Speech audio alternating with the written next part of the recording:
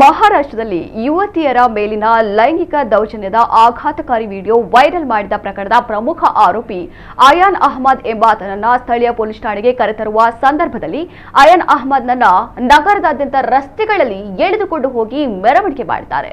ಜನರಿಗೆ ಈ ಆರೋಪಿ ಯಾರೆಂದು ಗೊತ್ತಾಗಬೇಕೆಂದು ಸಾರ್ವಜನಿಕರ ಮುಂದೆ ಪರೇಡ್ ಮಾಡಲಾಗಿದೆ. ಪ್ರಕರಣದ ಪ್ರಮುಖ ಆರೋಪಿ ಅಯಾನ್ ಅಹಮದ್ ಸೇರಿದಂತೆ 4 ಆರೋಪಿಗಳ ಪೊಲೀಸ್ ಕಸ್ಟಡಿಯನ್ನ ವಿಸ್ತರಿಸಲಾಗಿದೆ. ಹೆಚ್ಚಿನ ತನಿಖೆಗಾಗಿ ನ್ಯಾಯಾಲಯವು ಏಪ್ರಿಲ್ 27ರವರೆಗೆ ಅವಧಿ ವಿಸ್ತರಿಸಿದೆ.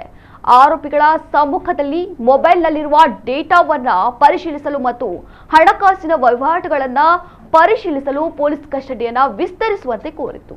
ಇಲ್ಲಿಯವರೆಗೆ 8 ಆರೋಪಿಗಳನ್ನು ಬಂಧಿಸಲಾಗಿದೆ. ಅವರಲ್ಲಿ ಆರೋಪಿಗಳಾದ ಅಯಾನ್ ಅಹಮದ್, ತನ್ವೀರ್ ಅಹಮದ್, ಉಜೈರ್ ಖಾನ್, ಇಕ್ಬಾಲ್ ಖಾನ್, ಮೊಹಮ್ಮದ್ ಸಾದ್, ಮೊಹಮ್ಮದ್ ಸಬೀರ್, ತಬ್ರೇಜ್ ಖಾನ್, ತಸ್ಲೀಂ ಖಾನ್ ಅವರ ಪೊಲೀಸ್ ಕಸ್ಟಡಿಯನ್ನ ನ್ಯಾಯಾಲಯವು ವಿಸ್ತರಿಸಿದೆ.